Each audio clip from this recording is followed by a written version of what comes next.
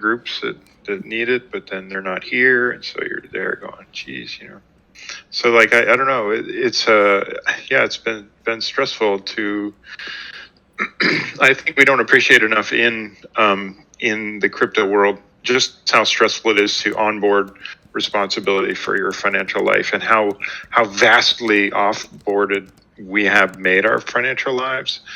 that we actually experience certain kinds of stress when we try to onboard that and deal with things in a decentralized way. It's incredibly stressful to onboard all of that, and so I think that's a little bit. I think we need to take into account the violence of that in some way. That it is going to consume time, energy, and effort from us to do those things, and that some of us who show up in these meetings are going to have vastly different viewpoints from another person in terms of lived experience or what they're prioritizing. We often think, oh, money number go up. There's certain things everyone orients on, but that's not always true. Yeah, That's my thought. Yeah.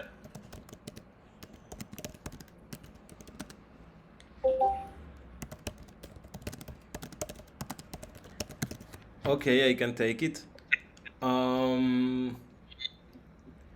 I agree with you. I think that economies and the Web3 space is being built to be like a Shark Tank, and it's a place that it's not like comprehensive to human needs, but rather it like fosters a lot of like economical um, s- um, thinking and rational, a lot that has a lot of zero sum games. So I think that what we are actually doing here is to try to see this collaborative economics as a game where all can win.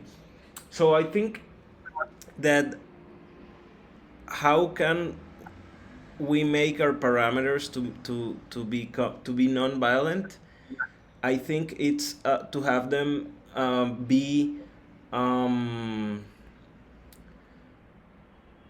so that there are no clear winners and clear losers, but so that everybody can win.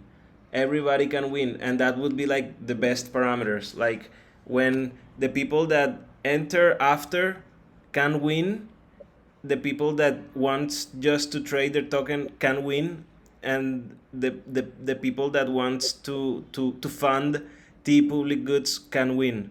So I think that to design them without thinking in zero sum games. So yeah, to see how can all stakeholders benefit from the programs. I will pass it to Chui. Oh my God, this is such an interesting question. I would have loved to have like some point of reference. Um, I don't think I have an answer. I would love to have an opinion on it, but I would love to listen to everyone else.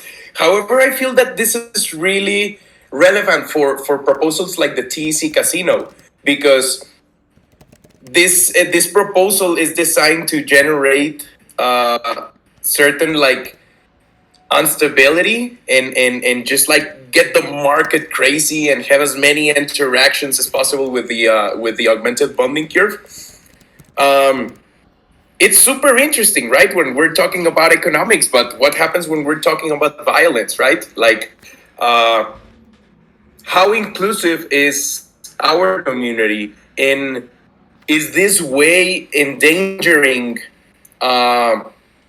like a broader audience of participants in the bonding curve? So I feel that this is really interesting, and that in a way we should be providing with enough maybe information, right? Maybe if some people are gonna be here for the TEC Casino and just speculate around it, we should also provide a human focused information to the people that participate, right? Because if something goes wrong, this can lead to unpleasant situations, right? So Uh, I knew I wasn't gonna regret like getting to this call. This is very very interesting, and it should definitely be a topic that gets brought up in more params parties, because this could generate violent scenarios, and we don't want that, right? Like our economy would be much more aggressive than our human focused ideals, and we should be coherent with that, and it's super valid. I love it. I'll pass it to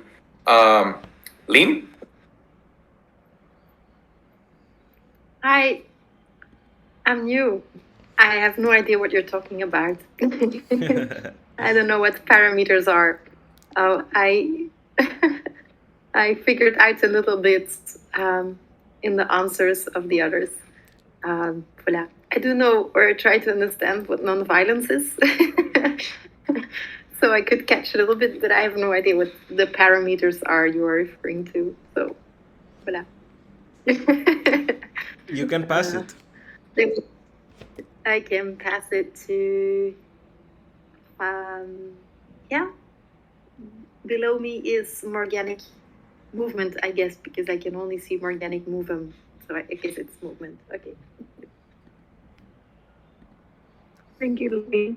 I mean, in light of inclusivity, can we have a little bit of a download on the function of parameters and like so that we can all participate in this question? Yeah. Yeah, for sure. The thing is that, and it's really cool that we are talking about this in this call, because the thing is that Gravity is a project that is born and is emerging from the cultural build of the TEC.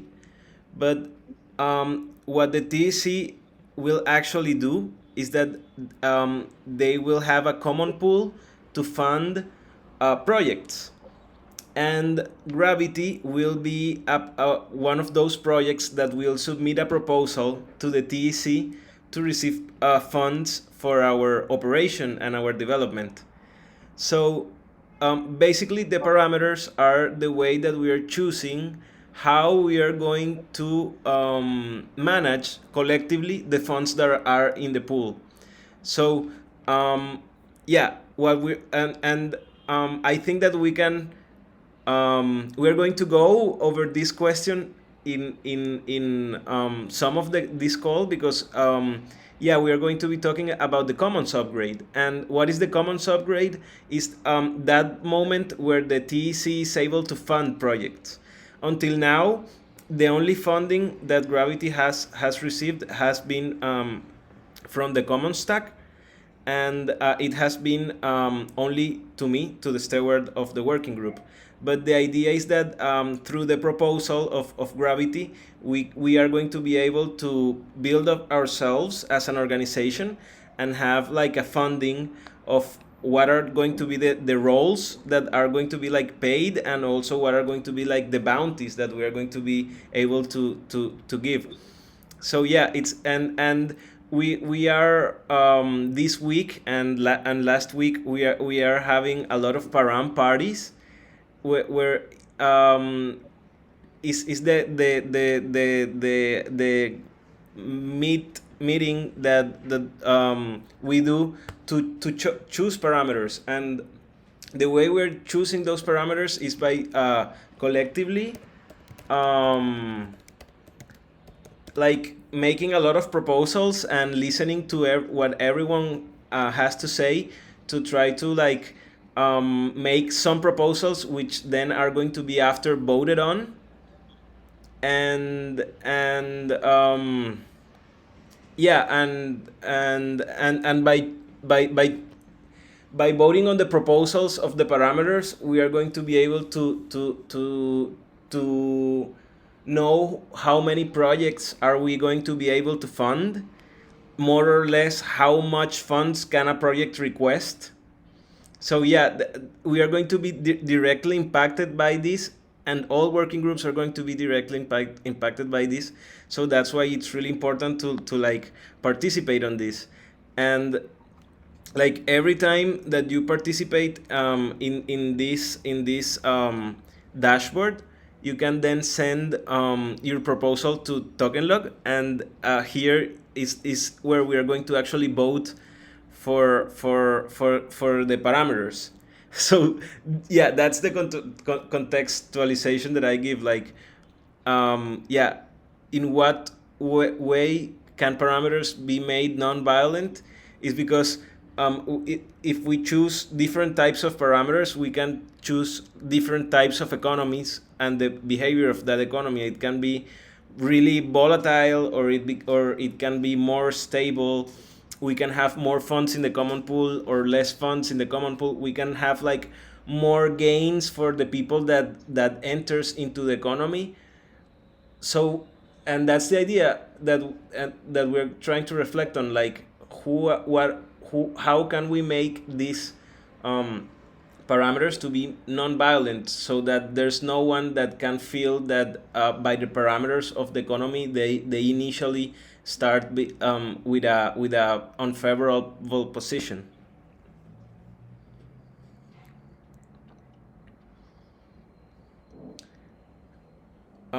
Yeah, if you feel that you want to say something, you can open your mic or you can pass it to someone. I'll riff off of what you just shared. I think, what's beautiful about DAO culture that I'm observing as I'm learning about it, is that decentralization means turning something into a non-hierarchical space. And in doing so, we need to be really mindful about how the hierarchies we've been conditioned will play out unless we do something almost exactly to the opposite of it. And so my curiosity would be about, like, how are we being mindful about valuing the kinds of labor that has gone undervalued in other economies, and doing a power flip, and being able to like share in ways that have been, unseen or undone, like not done in more hierarchical economies. So happy to have questions asked about that, but that would be where I would be looking to make sure that systems are not different.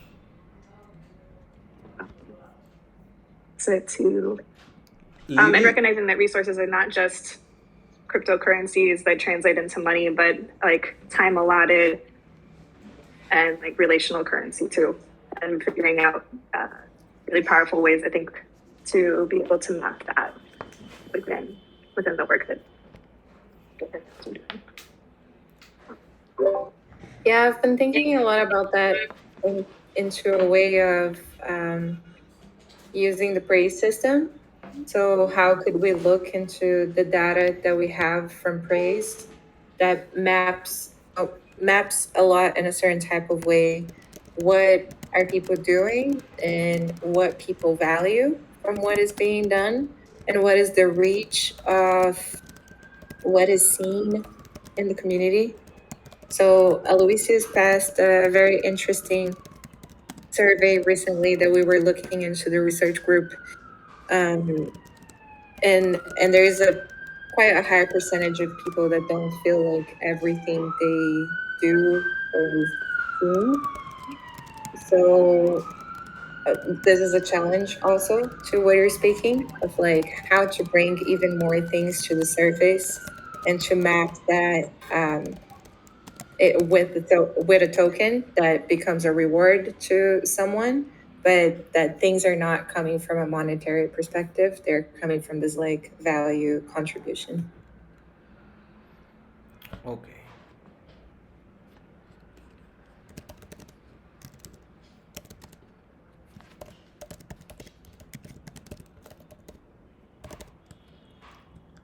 Okay. I will pass it then to Musashi.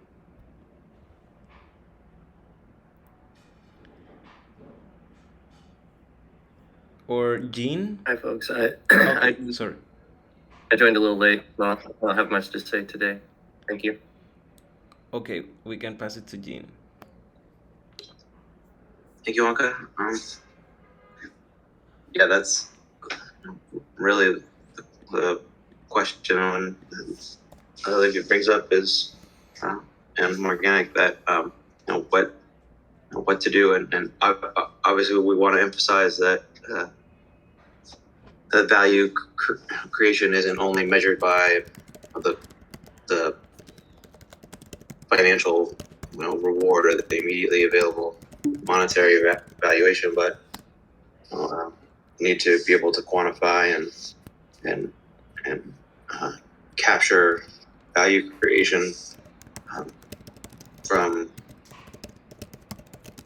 all different perspectives and angles, and then what to do when that's even harder to quantify, when people don't believe that it's being accounted for through the first mechanism or through the second.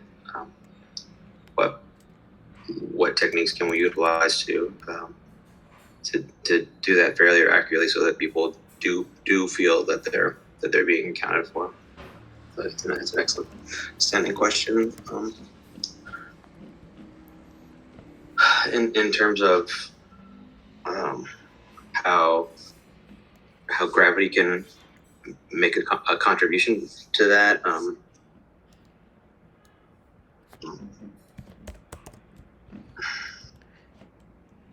mean, I suppose the No, I think, and this is something that I love, to be that gravity is considered a TE project. Why is gravity considered a TE project? Is because token engineering is ultimately um, a social science, and there are a lot of communities and DAOs that face a lot of social conflict, and not everything is like on the code. You can have a perfect code, and then so like we are giving token engineering tools, but more on the social side, and yes, social, and that's what enrich the proposal of token engineering, of not being only like a technical science, but token engineering being a multidisciplinary science. So yeah, that's really cool. So if anyone wants to say more about this question, I think we are missing Aloysius and maybe Glitter Boy or Miguel, but I would like to make it short so that we can go with the other topics of the agenda. I have words. Please. You can copy and paste them from the chat, but I can read them. I put them in the Gravity channel. Okay, I will do that. I said that parameters can be made nonviolent when people have more awareness to the architecture involved in that word and its impacts. Trauma-informed linguistics. The power lies in the words we use. Understanding this and implementing acquired wisdom makes our voice nonviolent. I think we need to learn about autonomy and consent, and we need to have a collective understanding of boundaries as they apply to consent. And I think that will influence folks' understanding of parameters and boundaries as we talk about them in this ecosystem and in technology, and how we use them with and against each other and whatnot. I think then we can talk about parameters. And the fact that everybody learns differently, I think that there should be an opportunity for people to have one-on-one hand-holding. I don't think people I like people being able to like delegate their vote to somebody because they don't have time and they trust that person. I don't want someone delegating their vote to somebody because they haven't been caught up with the rest of the class. I want them to have an opportunity to be informed. I don't want to brush past them. That's kind of like the energy that I feel in some of these things. I feel capitalism pushing people on timelines and people being on schedules that we're just making up. We have no hard schedules for any of this. We're making it up as we go. Like, we can slow down. That's my thoughts. Yeah, it's really very enriching what you say, because like one of the things that motivated that the TEC to become the first iteration of the Common Stack framework was that this was a very technological native community. So we are trying to be inclusive in a very exclusive context. Like we are trying to be inclusive within the Web3 space, but as we talked in an earlier call, there's like a certain majority that comes from certain parts of the world. So it's really hard to be fully decentralized when there's already like these power balances, and like yeah, and so I really think that this is going something that will be solved in future iterations of commons, where that bottleneck of entry becomes lower, so that tools are more welcoming and comprehensive to the different learning capacities and learning mechanisms that we have, because it's still something that is very niche, and we are trying to make it broad and bigger, but we are still within that context that is still a very small context, that is Web3 spaces. So yeah, it's Yeah, I would just say that speed is in some ways a violent thing, right? Just straight up, you know. The faster we go with this, look at it, so many nods, and everyone's, it's just straight up. The faster we go, the harder this is, you know. So how do you do that in terms of, like, we have a sprint, and that sprint lasts 2 weeks, and that, do you know what I mean? And so in some way, the virtuous cycles work that I was trying to do was a way to try to spread that out and like make it so that you could opt into the time, you know. Decolonization of time is an important aspect of what's going on, and this was something that I was thinking about with my that stuff, which I don't talk about that much, but you know, some people have seen that, but yeah. You know, actually, that's something that has been happening, and we have taken like cards on the issue. Like we had our initial plans were to launch like mid this year, but like then we made it on the hatch on mid of this year, and we also wanted to make like this commons upgrade before the end of the year, but right now like the dates are keep pushing forward, and right now we are expecting the hatch to happen in mid-January. So yeah, I totally understand that if you want to go fast, you will go alone, but if you want to go with people and do things together, you can you should be going slow. So that's why we are fighting with this polarity where we want to like go fast, but at the same time we want to be inclusive. So it's like that's why we are delaying sometimes the roadmap until the time that we feel that is good enough, that things are good enough. And actually, I like this post that Livy made, that more than a time is the criteria, and like to have at least 5 people that are happy to campaign for a polished proposal. So it's not like, okay, we're not only looking at time as time, and we are like putting ourselves our deadlines, but also like to on the way we feel that we are mature enough to take a next step. And it was a polemic decision to actually delay the commons upgrade. It was a very polemic decision that was taken within the stewards, but I feel that we are gaining things from it, because like now we are engaging more people in this economic design that somehow can feel that is far from us, but that actually it directly impacts our the flow of our work and our coordination. The best example of this that I have is the art group, Sebnem's primary group.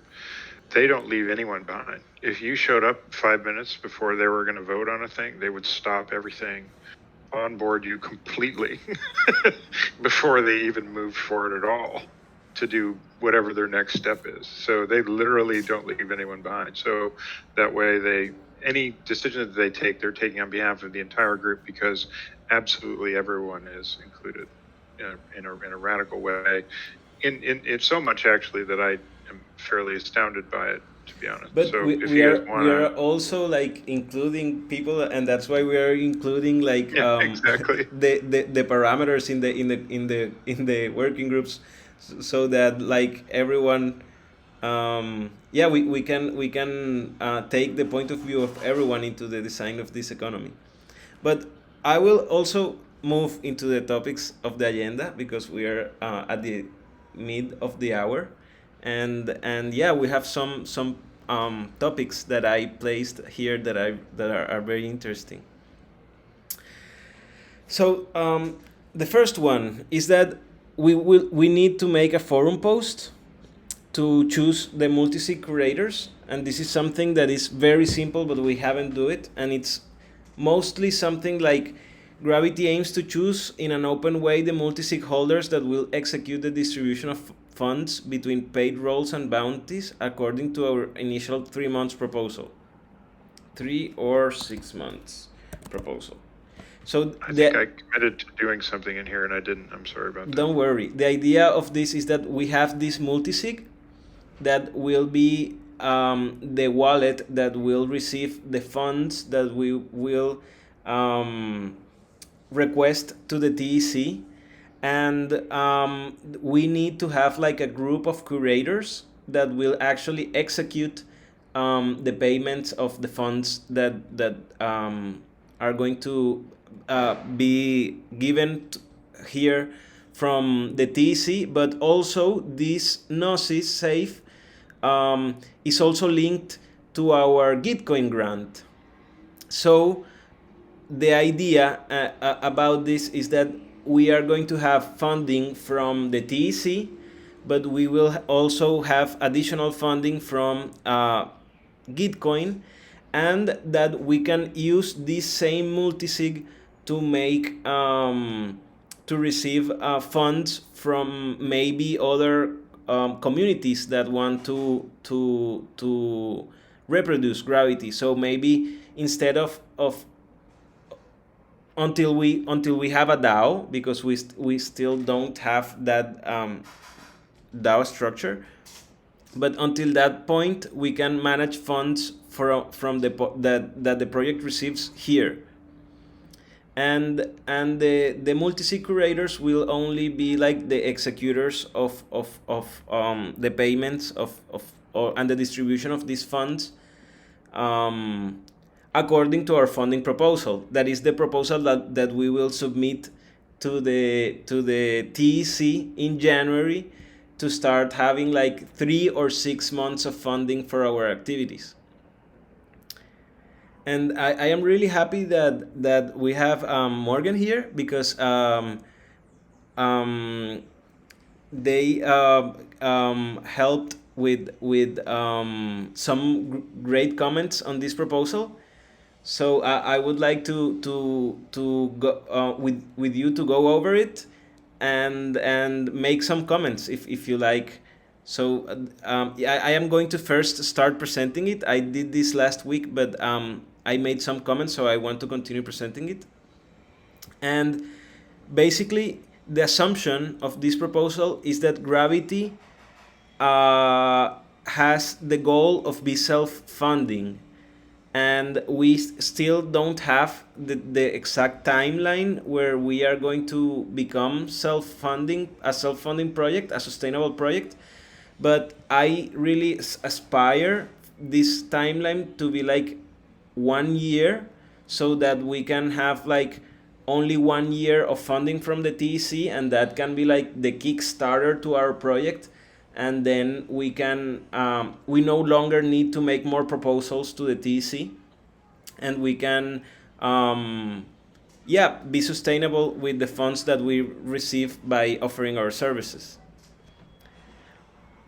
That part of the funding of this proposal is to support creating Gravity as a service DAO. And the proposal is also for Gravity to support for the 6 months following the Commons upgrade. So yeah, we are talking about this proposal can be for 6 months or for 3 months.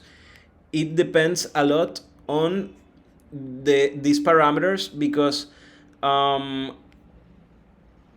we can choose to pass smaller proposals to have like more accountability. If we have a 3 months proposal, we can have more accountability than if we have a 6 months proposal, because then we will only be able to check the performance of that proposal every 6 months. But if we place proposal for 3 months, there is like more accountability, because we will be able to that if a project is not delivering, then we can stop funding it, and we only fund it for 3 months and not for like 6 months if the project wasn't good enough. I know that that's not our case, but it's a strategy that we can choose within our parameters to if we want to have like smaller proposals or bigger proposals for 3 or 6 months. So this is something that will be still to be decided if we are going to pass the proposal for 3 or for 6 months, but the budget is going to be the same. So we are going to have services and roles. We are going to offer Gravity as a service that will be 1,000 DAI per month, and the usage of this Gravity service will be to pay mediators that participate in cases. So basically, we are expecting to have 2 cases per month, and each case requires 2 roles and takes about 10 hours, and the compensation that was the initial draft is set at 200 DAI per Graviton per case. That means that the case that Gravity rewards a case with 400 DAI, but that are splitted in 2 people, between 2 people. And these cases require preparation, analysis, recommendation, and follow-up. And the rationale behind this is to have like 10 hours of work in this, and it would be like 20 DAI per hour. So yeah, we are rewarding 2 people 200 DAI per case. I noticed here that Morgan wrote that that's only 100 DAI per person, but I am correcting, and it's not 10 DAI an hour, because this is per Graviton per case. So it's like the case is 400 DAI, and it's the minimum, because if the case needs to have like another Graviton, then it can be like a 600 DAI per case if the case needs not only 2 Gravitons but 3. So do you have a question or something to say, Morgan, at this point? Because based on this, I also took this recommendation from Tam, that is to have like one graviton that is the case lead and the other graviton that is the subject matter expert. And the question is that should they be equally paid? Workloads are never equal, although contributions from subject matter experts are harder to incentivize than the one of a mediator. So yeah, my initial proposal was to pay like both people 200 DAI per case, but we can also make it like 300 from the prime mediator and 100 for the subject matter expert, although I really think that equal payment can incentivize teamwork.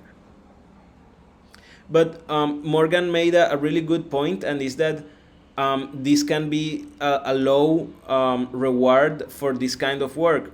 So, do you think that it should be incremented, or yeah, what do you think about this? I came across this issue in during the communications funding proposal.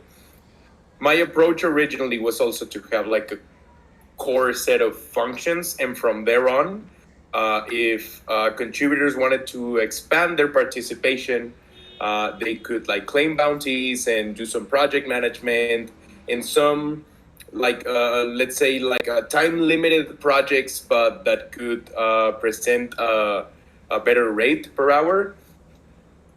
This complicated things so much. So we kind of like took from the common stack the same base of saying let's everyone have like 19 DAI per hour, and by like sticking to this principle of like everybody is gonna be like earning the same, it kind of like paved the way um for some extra stuff that we needed to adjust so that people still have contributors still have the option of expanding in their contributions. But if they take like a base function, it's all paid the same. And this brought just like less confusion and confrontation like within the contributors, and I feel that it could be like I feel that it could be good. I mean, I appreciate what Morgan is bringing to the table regarding like the emotional bandwidth that someone that mediates and manages conflict should have. But I feel that it also should like meet halfway with this approach by subject matter experts on saying how can we distribute this in an equal rate that that won't really like put all of the weight in one side of the balance, right? I mean, probably the subject matter expert intervention is going to take like less hours than actually like managing the conflict itself. However, I feel that I don't know what if we establish like a minimum or like an expected contribution of hours by subject matter experts, right?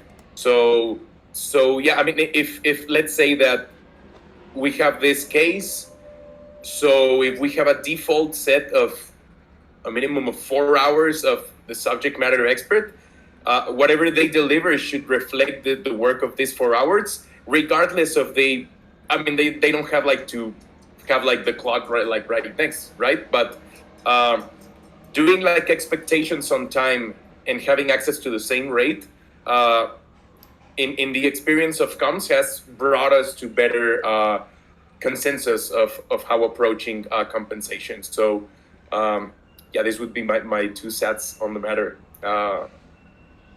Thank you, Chuy. What? Oh, I mean, Douglas, I see your finger lifted, but I'm curious, Juan, if that question had been directed to me originally, or had it been directed to the group? No, to the group, but like Okay. I really also value and I want to integrate your feedback. So yeah, I also want to hear what would you think that would be like a good compensation for a case, for a mediation of a case. I think we Yeah. might be looking at this a little too narrowly, so I'll let Morgan talk, and I just wanted to bring that up. I wanted to say something before we get out of here. Yeah, I'm happy to collaborate with you through this. I think maybe it might be a little bit helpful to identify where I'm coming at in like my social location and the kind of work that, particularly like in the organizational work that is aiming to be as anti-oppressive as possible. Where I think that's, as far as I understand it, what Gravity is trying to do. They're trying to create a safe enough and brave enough space for folks to be able to bring the complexities of what does it mean relationally to be able to kind of uproot the harm that capitalism has done and try to wire for healthier relationships in decentralized economies. The work that a human biology, like the human biology needs to do to be able to transition from that violence into one in which we don't have influence, means that we have to move through all of the layers of our trauma wounding from the system of capitalism and colonialism. That amount of work, both for the participant in mediation and the mediator and the subject expert, is the most, well, I would say one of the most valuable kinds of work that is necessary in these economies.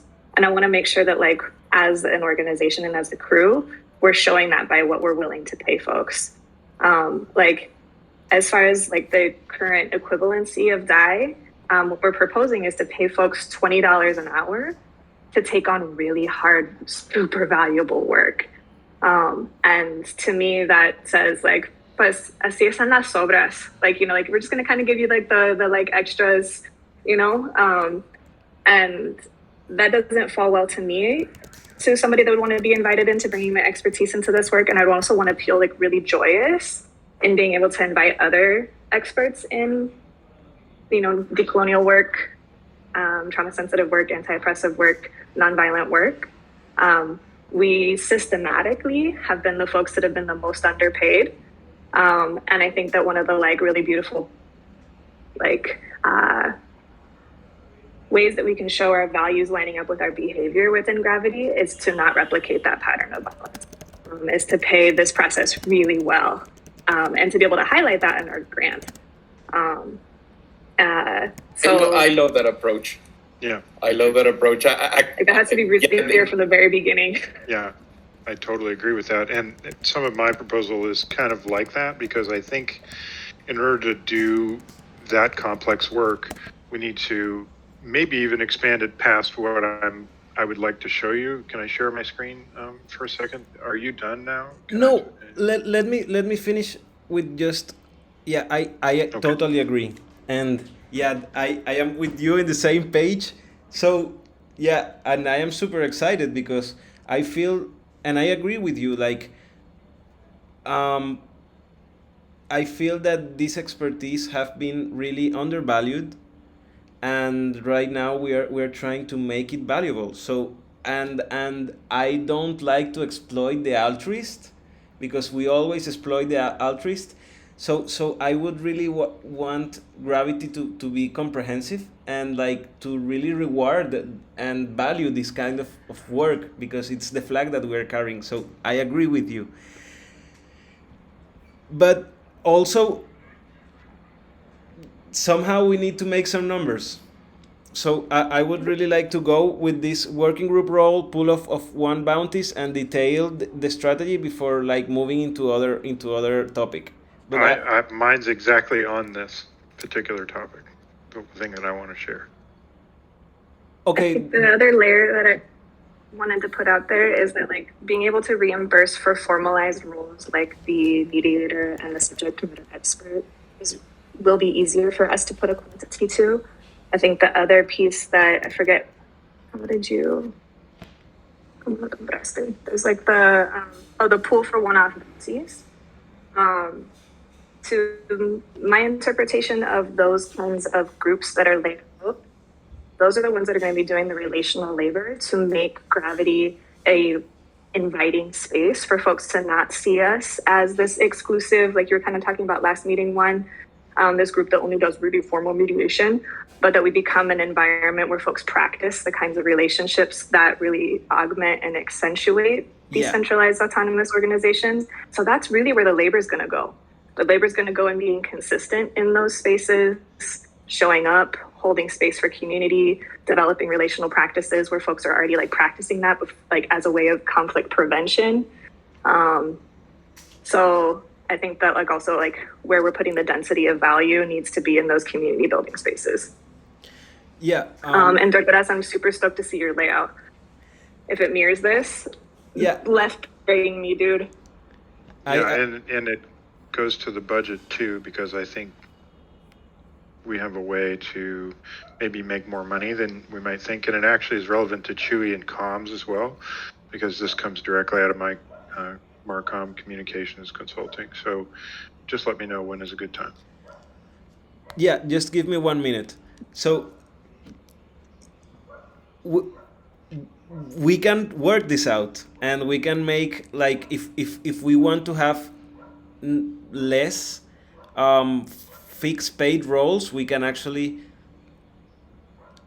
reduce this. But on like I wanted to first like just understand this first proposal, and that it can be iterated. But I was including here 3 paid roles that are the rationale is that they work 4 hours a day from Monday to Friday, and they have the same 19 DAI an hour. So that would be 1,500 DAI monthly. And the pool for one-off bounties is going to be 2,000 DAI per month. And we can reward people, like if you are leading a book club, you can be rewarded 50 DAI per session. If you are creating a safe space, or if you are creating a practice group, you can be you can earn like 100 DAI per session. And like if you lead a practice group once every week, you can have approximately 400 per month. And then maybe if you have like this 400 per month, but you also participated in a mediation, then it makes like 600. And maybe if you also helped in some content creation, you can also gain like 100 or 200. So it would be like with participating in different bounties, and with participating in mediations, you can also increase the way that the reward that you're going to receive. And that was what I wanted to say, Durgas. You can take the space. So there are two different things. There's the client-facing side of the money, and then there's what we actually pay people internally, right? This is speaking about the client-facing side of this picture. So I was spooling up a group that was going to do some marketing and communications consulting, and basically we had the 3 of us here, right, talking about how we would work. And this is actually how I do my own consulting. So when I do like e-commerce consulting, I have 3 different costs that people are going to pay to me, right? One is evaluation costs. So I'm an absolute expert in a really broad range of really broad-minded things, and you need to pay me really well for that. So I have an hourly rate for that. So that's like $150 an hour. You know what I'm saying? So that's double my sort of my implementation cost work, and then it's quite a bit more than my maintenance cost work. So you're gonna so it seems to me that the way that we can deal with Morgan's side of the picture is to say, if we're a full scope group and we have to do these things, so we've got basically 4 different kinds of costs. We've got, you have to pay us for our high level expertise and to onboard you and to work at a high level with the top, side of that picture. It's also true that you need people boots on the ground dealing with your, Discord, or what actually, doing the real conflict part of that. That should be paid well, but maybe not. So let's just say in my fictional idea, let's say $100 an hour, and then the maintenance cost then is, between $50 and $75 an hour, sometimes $30 an hour for my apprentices, let's say. So I've got a gradated group of people that I deal with on this side. So the reason why I'm saying all that is then the maintenance costs, you have to pay us that either by contract, and you have to pay a minimum amount, or you have to buy it in blocks, or you have to then pay for emergency costs too, right? So that's so depending on who you're paying, but all of this is client facing stuff, right? It's this is how you bill, right? And this is in the way that you can deal with things. So the reason why I'm mentioning it now, and then there are also just expenses to the client, right? So if we're going to buy certain things for you, or we're going to ask you to buy things as a part of this, you need to upgrade your Discord, you need to do this, that, and the other thing, then we should be outlining all of that. And what this does is it bakes in some of that complexity and keeps it gives them a structure to the complexity for the client, but then it doesn't we can do our own internal thing however we want in terms of compensation and so on. Do you know what I mean? So I just think it's important to make sure that you have a client-facing billing structure as well as an internal-facing billing structure. And all I'm really seeing right here is a little bit of each, but it's not as clear to me in terms of like the bounty thing. Just, I don't know, it doesn't make as much sense to me in terms of, because what I want to do is I want to be rewarding people. Like, there's not everybody is going to be able to come in and actually be the person who has every answer to every question they could possibly ask. There's just a certain amount of expertise that's required with that. At the same time, that same person might not be the person to do the implementation, and it may not make sense to have an implementation, a high level, C-level person talking to a technical person. Those kinds of languages don't translate. So, for example, I'm thinking about the difference between you and me going in there with our sales and evaluation and setup thing, and somebody like Loey, who has real experience, boots on the ground in super difficult situations for dealing with really difficult conflicts in violent situations, and so, but then the maintenance cost is we have to have a certain amount of money just to do our thing and to pay our people to pay attention to you. And that's kind of what this is for. And so if you look at this structure, I think it gives you just a really clear sense of what's going on, and then then what you actually pay yourself can be figured out on the other end, because you may want to put some into a pool. You may want to do a lot of the same economics that we do with the parameters on the internal facing side of this thing. So I just wanted to show you this. Hopefully it's helpful. I can send you a link to that if you want, or whatever, but I just thought it might be useful. Yeah, I think that we could reward better this case management, but also I want to remain close to that common stack criteria. So maybe not like giving more die per hour, but like maybe justifying more hours to the work.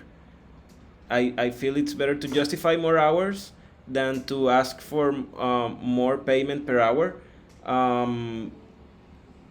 Yes. Yeah, I think that, and or I don't want to additional. confuse the internal and the external. So what we're paying people is completely separate than what it is that we're telling people we're charging for our service. Because we're a service DAO, right? So we need to have an external facing, easy to understand, simple, price structure for people. At the same time, what we do internally is, so I don't want to, I'd like you to maybe be clear when you're referring to one thing or the other, because I wasn't clear what you were speaking about just then.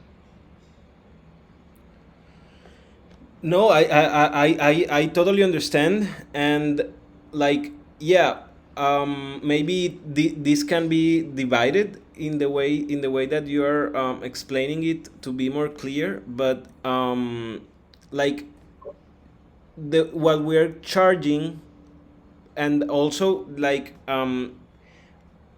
what we're charging for our maintenance is 1,000 DAI per month.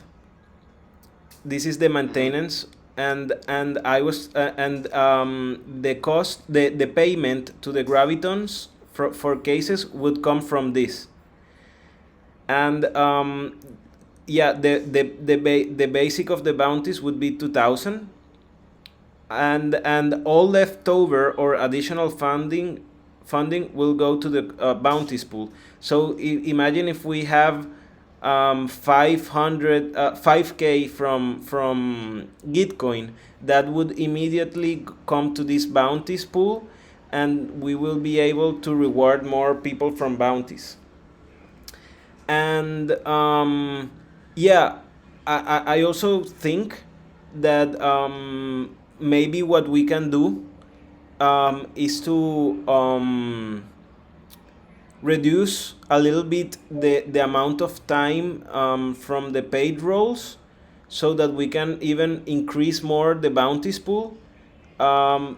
But I don't really would like to go over 50k for our 6-month operation, because it's more or less the limit that we have been soft setting between working groups. Like there are no working groups that are requesting more than 50k for 6 months. Or I only think that it's the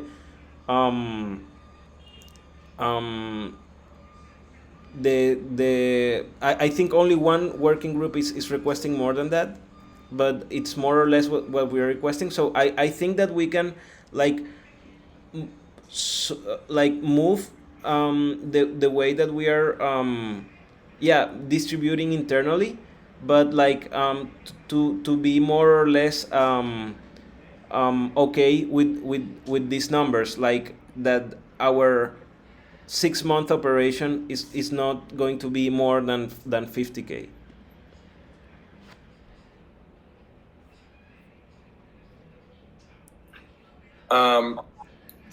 Oh, sorry. Go ahead, Lynn.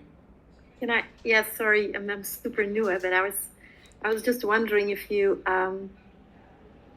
like in terms of deciding on how much everybody gets paid, if you've been thinking about having people to define their own paychecks.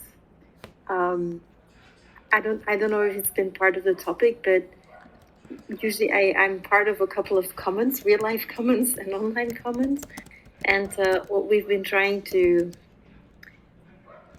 experiment with, it's really experimenting. I love, Morgan, what you said about reinventing that capitalist system and get it out of our bodies. Is where money has 3 reasons, right? There's security has to be involved for a lot of people. It means paying the rent, doing groceries. It's just a need that you have, and it provides security. But that is very different for everybody. We all come from very different contexts. So what one person needs to have that security can be very different than what another person needs. And if we are starting to be honest about, hey, my rent is that much because I live in New York, so to speak, and my rent is that much because I live in that place, right? So, or anyway, it can open up a discussion. The second one is that money is a reward. People feel rewarded if they get paid, right? But also there, it can differ from currency, because you can pay somebody with a lasagna or some flowers as well to feel rewarded. Like, hey, wow, I love what you did there. Here's the lasagna, right? In real life, it can also open up a discussion. Rewards, I love also what you said about how you build relationships and how that can be a reward. Like, hey, you know what? You've done such a great team. You know what I will do? I will organize a walk in the woods with you all, or I don't know, so other kinds of rewards. And then the other one, which cannot be overlooked, is that money is a driver, energy. It puts people to work. It creates projects. It creates opportunities. Like here, if you look at, oh wow, we're gonna have that much money as a working group, and you finally find also the drive to organize, and there is a bit of a push behind it, right? So these are 3 aspects of money, which can be very personal for everybody. Some people don't need money at all to feel a drive. Others say like, yeah, it's easier to get paid to actually get active, need a bit of an external motivator. And also that is very, very personal. So I was wondering if you've been experimenting with what these three things that money do in your life, and how people can say like, hey, actually this is how much I need. It gives a lot of perspective in it needs a bit of inner work to do, like actually how much money do I actually need, who am I? And also it brings some different perspectives and opens up a discussion in a team on how that all works in our heads. Yeah, we do talk about the, I think a couple of weeks ago we were talking about the 10 forms of wealth. I'm often talking about the 8 forms of wealth. I sent you a friend request. I've got a graphic that represents all of this, if I could send you. Typical of me. So, so just, we do talk about and think about that a fair bit in this group. You know what I was thinking? What if we get rid of the paid roles and we just have like a big pool of bounties and everyone is just like the same claiming bounties? Because like, Chewy, what do you think about that? Just before we take a step in that direction, I'm just wondering, like, what if we worked with maybe managing expectations? Because if we're talking about the mediation process, well, the expectation is pretty like straightforward, right? Like, find the opportunity in the conflict and transform that. So, what if there was like some kind of way, like in which maybe Morgan could shine more light in this, but having like this bounty for mediating something and for following up on the process, and this should obviously like recognize the value that this has, obviously like going to this like emotional process and everything, but it could maybe be nice, right? Like if, okay, I mediated this process and it was like, okay, maybe like it turned out like, okay, it could have been better, but what if it like turned out amazingly? And there's definitely like a lot of community consensus on how Gravity brought a lot of benefits to this. It would be nice like to have a bonus bounty, right? Because I mean, it turned out like much better than just expectations for managing a conflict. So that could maybe like putting it in a fair perspective, like, and of course there are a bunch of variables, but that could be like the difference between getting paid something okay or getting something really nice for something that helped a community. That's just me like thinking on top of my mind, because I feel that when it comes to deliveries, that's when comms has like a whole different scenario. Like creatives are used to work in ad agencies that underpay them and probably get everyone paid like 6 or 8 months after. Like you already owe that money, like, or that money is already spent, because on top of the delay, it's already like underpaid. So it's super tough to do worse than ad agencies. But here it's a very interesting perspective. Like there should be like a way in which we can manage expectations for this process, and these could be like fairer indicators, to maybe all agree what's an okay payment and what's a great payment, but also having awareness of what's good conflict management and what's great conflict management. So I just wanted to share that thought. I'll have to hop off like 10 minutes for another quick call, but I'll be back for the pram party for Gravity. Or if this conversation continues, I would also love to reintegrate. So I'll see everyone in a bit. Sorry. Thanks, Chewy.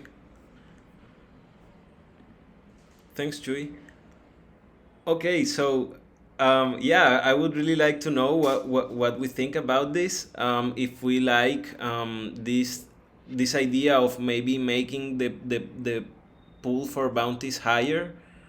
But what I actually think is that it would be really cool if we can support the bounties with other funding streams. So it will be really cool, and that's like my dream, that we can have like these 2 or 3 paid roles, and then we can have like a pool of bounties of over 10K, and then we can yeah, work with those bounties to reward the people that is participating. But yeah, And yeah. my brain's going into a little bit of like stage development of where gravity's at and like where we want to end up. And if similar to what you're saying, one, if there are ways to like separately fund the different things that we want to be doing instead of trying to mash it all together into one proposal. I don't know if that's available. It seems to be sort of maybe like the line of thinking that you're going down a little bit. The other thing that I was considering too is that if we're like comparing our ask for funds to other working groups and trying to match with them, I'm curious about how that plays into like false equalities potentially. And do we take a risk to ask for more potentially? I don't know. Or do we break it down into smaller projects? Because like what I'm seeing is like we're investing in the curriculum build out for the actual gravity training. Oh, the house that I live in just lost power. Cool.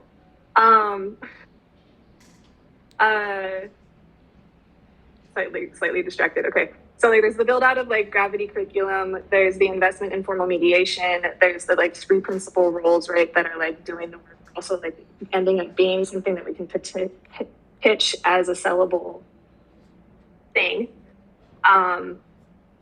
So I don't know if we're trying to cram too much into one. And it might take some like, you know, work with us. I'm also holding out here in my brain, like, what is our timeline on this proposal? Because I know that there's certain seasons, right, that we're going to try to petition for funding. And what kind of pointed conversation do we need to have to get pretty practical with stuff? All of that. Yeah, That's I think, and what I've heard is that there are other DAOs that manage better hourly rates than the common stack, but we've been working until now with the common stack rates.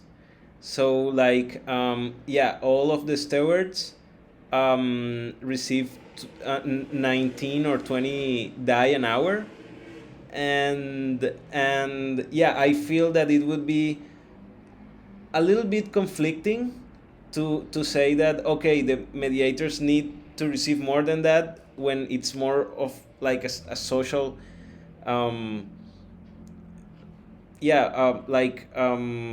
point of reference You all have that a better we're using. you all have a better pulse on that than I do. Like I'm just new coming in, comparing right, like the I guess market rate to mediation and conflict management and like it's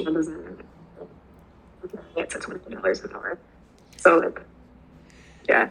Yeah, but also there's like in normal mediation there are also like some funds that can be perceived like according to the agreement, and and here most of the conflicts that we are going to be solving, they don't have like like money at the center of it, and it's more like a social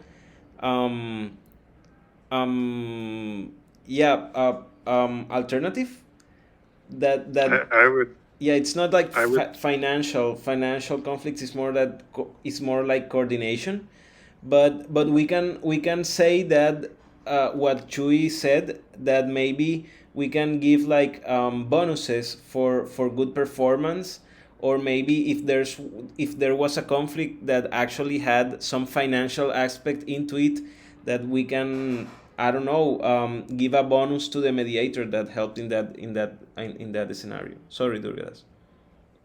Oh, I was just going to say, I kind of strongly disagree with the whole idea of bounties and cases and all of this mediator language. I mean, look at the scope here. Look at all this stuff. You know what I'm saying? Like, look at it. Like these things all work with each other, right? These are all sellable things, right? They're all things that we can say, we're going to come in and increase your ability to prevent. So, for example, I've seen a couple of the conflicts that we've been presented with in the past, right? You've got very successful technology, very successful groups, and then suddenly you've got somebody in there saying, I think we should reward all these core contributors for their excellent work, except for that one guy. And then it just blows all up. You know what I'm saying? Now that, if you keep creating a culture like that, that's going to explode your entire value proposition and implode your whole DAO and destroy the entire economy that is. And so it seems to me that culture is the thing that constructs the value upon which these DAOs are built, and then the coins that those DAOs are actually working with. And I think we actually need to prioritize the value that's created for the Gravity DAO according to that. Like, we're saving your bacon here. We come in and we're preventing. We're ensuring the long-term sustainability of your currency. Thank you. And you're welcome. And oh, by the way, we'll take some of that currency as a side benefit, and we'll put it into our DAO and we'll reward our people as we see fit. I see this a bunch. I've tried to start a couple of different marketing and communications groups, or I've consulted for people who are starting them, and they just come in like beggars every time.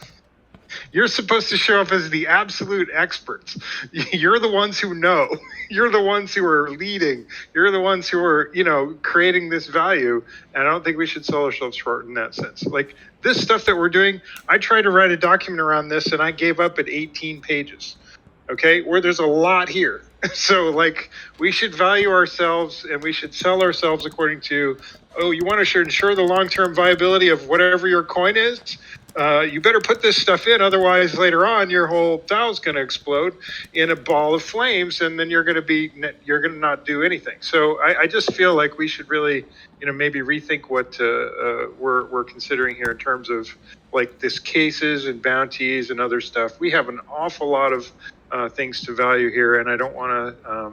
And I see this, I've seen it a bunch of times also in my other work. So I just want to maybe put a pin in that right off.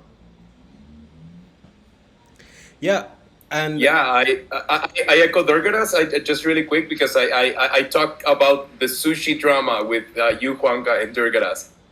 Like, just let's take that to a practical example, right? Like, how valuable right now is for sushi to solve their differences. They are going to stop delivering, and right now the most important thing is to fix this. So yeah, that falls to a very close spot to the whole sushi situation, Durga. And even you could use Ethereum, the forking of Ethereum. If they had built Gravity into their thing beforehand, maybe that entire episode would not have had to happen. I mean, you could just go on and on and on. Every DAO, every situation, I just think that Gravity is what brings us together, and I think we need to sell it in this kind of way. Like, we have innumerable examples of culture that imploded or created things, or had all kinds of strange things happen because they didn't value this. And I just think we need to take a look at what our revalue is, instead of looking at, hey, we can come in and solve this one situation this one time. We need to have service offerings that are comprehensive enough, and that we're paying people to sit there and look and pay them for their intelligence. This is a thing I heard one time, like, people don't pay system administrators to fix problems on their servers. They pay system administrators to think. and it's through the thinking that you actually proactively, do this stuff. And it seems to me that we're going to do Gravity wrong if we're thinking all the time in this sort of reactive, once things have blown up kind of a way. And so I'm just going to stop, because I can go on and on.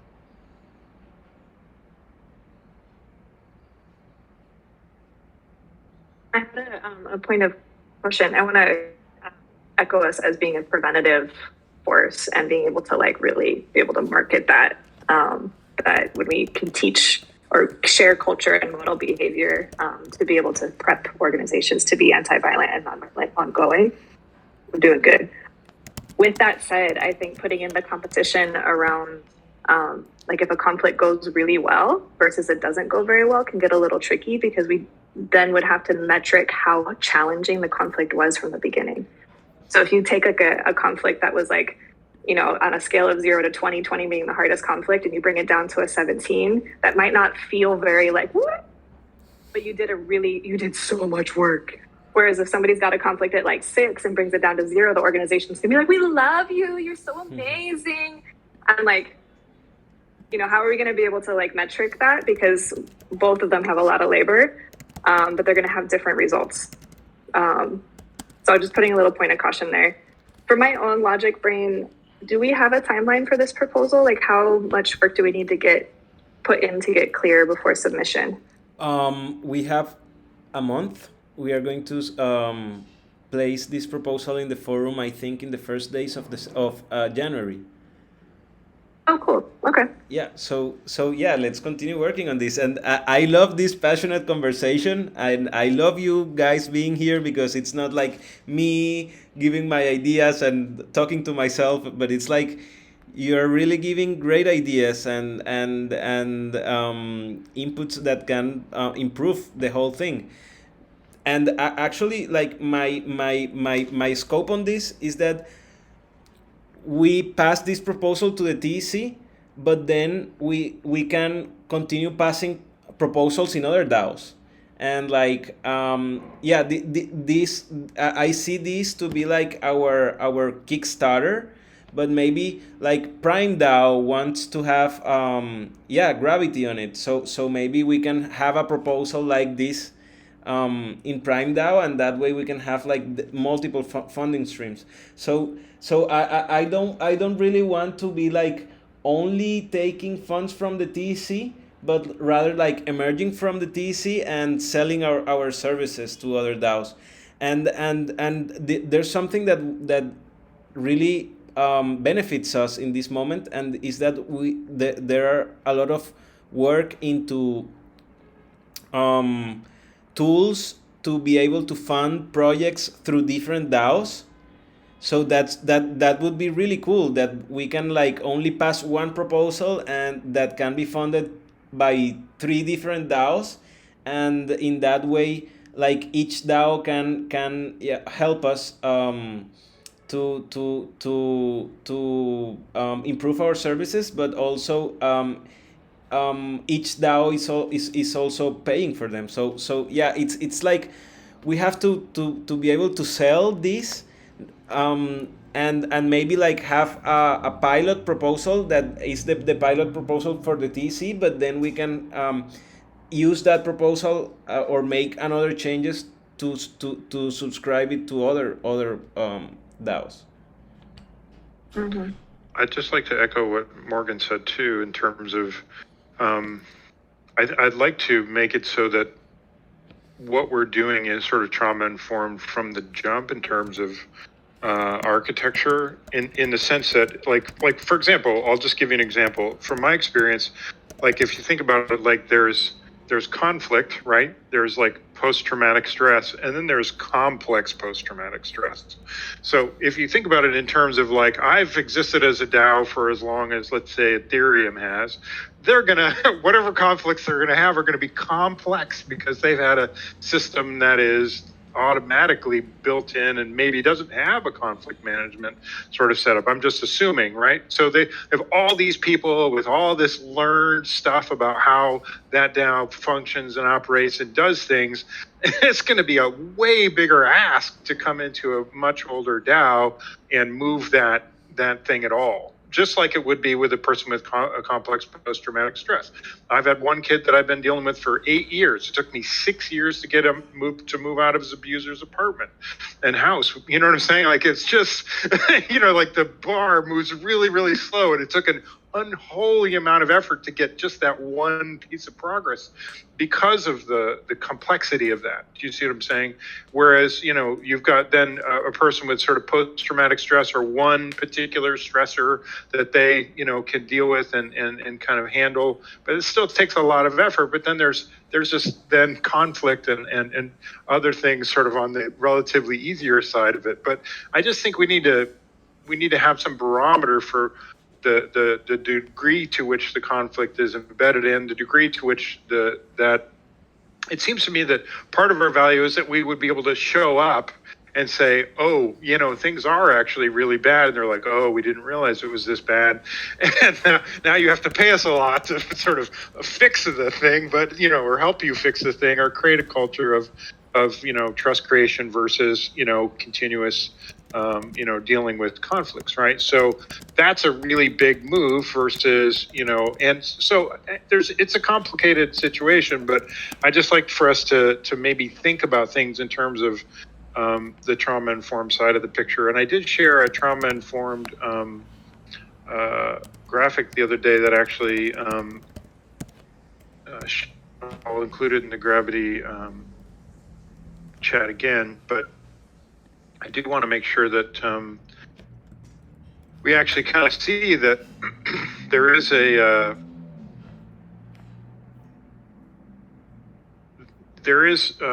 set of things that actually we do really well. The first 5 of these we do really, really well in the token engineering commons, but it could be that we could jump in and say, you know what, we'll have a monitoring period, and then we can go in and say, okay, here's what I think in terms of these 6 things you guys are not doing well at, and then, then give an assessment. And people should be paid well for that type of thing. People who have this broad view on, I'm not saying we have to use these 6 things. I'm just using that as an example, right? So anyway, my point is that the bounties idea works really well if you have a single thing with governing constraints where everything's known and you can just you need this thing built or that but it really doesn't work that well in a lot of the complex situations we're going to find ourselves. And I think we need to build ourselves according to the complexity that the Gravity group is intended to work with, as opposed to trying to think about ourselves in terms of this person did this one atomic thing and then moved on to something else. I've produced 30 graphics that are relevant to different things about this, and I did all that on my own time. I didn't need somebody to pay me for that. So anyway, I'm sure there are other people who are bringing in their time and expertise, and they should be paid for that, right? So anyway. So that's just my high horse, I guess. On the logistics question, because I might need to hop off here to see a client, or actually definitely do. There's some different postings as to when Gravity meets and collaborates. I saw some saying that we work on Thursdays at noon, and then today, Tuesdays at 11. Those are PST times that I work on. 2 working groups a week, or just this one today? This is the coordination call, and on Thursdays we have a NBC book club. Okay. Yeah. So but we're not doing like grant proposals, logisticizing, curriculum building, none of that on Thursday? No, only on Tuesdays, and on Thursdays we are only discussing about the NBC book by Marshall Rosenberg. But this is super interesting. Really, thank you. And I am going to be thinking and a lot on this, and I will share this document so that everyone can make comments. I don't have an answer. And now I just have more questions that I had in the beginning of the call, because I was like, okay, we have 3 paid roles and a lot of bounties. But now I am like, bounties are not that... fit a perfect fit for our complex scenario, and also that it's not easy to just reward people from one of bounties with this impact that is difficult to be measured, and also that there are some emotional constraints that are not only attached to the time that you dedicate to the activity. So yeah, let's continue building this proposal. Can I just mention one other thing that Aloysius brought up some time ago, and that is, if we've got somebody who's doing difficult emotional work for Gravity, let's say, we also need to make sure that there's a couple of people who they know and trust that are on their team that they can disperse that stuff to. Do you know what I mean? Mm-hmm. Because doing that emotional labor requires that there is a support team underneath all of the individual members too, and that is also, you know, emotional labor. That's things that should be rewarded in some sense too. So when we're constructing our team, I think we need to think about things in terms of like, maybe what we can do is reward people in teams as opposed to in individual packets of individual people, because then, you know, like, let's say, you know, I feel an affinity suddenly for Morgan, just all of the nodding during this meeting. So now I'm like, hey, what about Morgan who's on my team? Do you know what I'm saying? Like, so, you know, like, so I don't know, maybe that would make sense to do. And that was a really strong thing that I remember Aloysius was talking about in terms of structuring how those support things can happen, right? And so what it also and I were will having do, similar conversations. yeah. What that also does is it spreads competency too, right? In my view. I included those in the notes on the proposal too, to mirror what you're saying. Okay, this is super interesting. So, do you think that we are in a good point to wrap this and to continue working on this on the next Tuesday? But I also feel that, like, social workers have been a lot undervalued and underpaid through history, and I feel that we are here trying to carry the flag that this is not something to be undervalued. This is something really valuable, and I don't want this project to reproduce the model of exploiting the altruist. So I would really want to, like, nail how can we feel that through these proposals we can get fairly rewarded for our contributions, and also to see how can we make different proposals, not only for the TC but for different DAOs, so that we can have, like, abundancy in our resources too, by offering our services not to one community but to all the communities that want to use our services. Have we done a like a whatchamacallit, like an assessment of, like, scope of practice and expertise of, say, like, the first two Gravity cohorts, so that we know, like, what we all can actually offer as a team? Yeah, this is something that I have been wanting to do for a lot of time, but, like, I feel that I have a lot in my plate and I have been delaying this.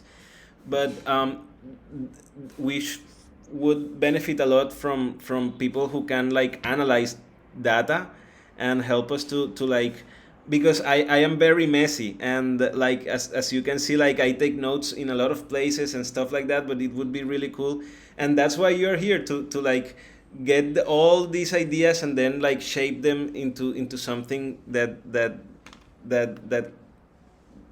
is better from with what just one person can think of, and it's like a collective creation and a collective intelligence that is more than just one brain. So yes, like, we need to make this map of contributors, and we also need to make more content on and guides of how to, like, it would be really cool to have, like, a guide of, like, how to mediate for someone who is not a mediator, because also there's people that is doing this for the first time. There's also people that has experience in this, but there's also people that is doing this for the first time, and maybe someone could feel like, okay, I just did a 10 session course and now I've been thrown into war, and it would be really cool that we can give them like the tools necessary for them to feel comfortable in that position. Yeah, and that's part of the benefit of the team thing. Number one, from a client perspective, you can say, I mean, think about it like a hero movie. It's like, well, I'm putting together a team, or like the Blues Brothers, and putting the band back together. So like, you've got this group of people that work well together, and you'd be like, look, I'm sending my team in, and they can evaluate everything, and they can handle whatever it is. But also, there's always the trainee on that team. There's always the rookie who has not been in this situation before, And so, I'd like to bring people in and along, as that goes. And so, perhaps this team thing we need to maybe look at more deeply and see how we can maybe construct 3-person teams with a trainee or something. And then we could just do that as a part of our initial Gravity thing. Send that into whatever the client is, and then work some kind of way of dealing with that. And then from that point, Actually, try to that's have a what template. Chu is doing with the comms DAO. He's building teams, and he's like, okay, this team is going to be for the T Academy, and this team is going to be for translations. Yeah, we can also build teams within Gravity to manage better these loads. But yeah, I am also learning by doing, and this document is the one that we will be needing to continue iterate in, to have the funding proposal, hopefully for the start of next year. Cool. Hell yeah. I'll look forward to next week. Thank you guys for all that. Thank you. I love you. I'm sorry for my mistakes. I'm sorry for my English. I am thankful for your presence. I love you, and yeah, and forgive me for any time that I made a mistake in the facilitation of the call. Thank you, Juan. Thanks everyone for being here. Yeah, see you later. Oh,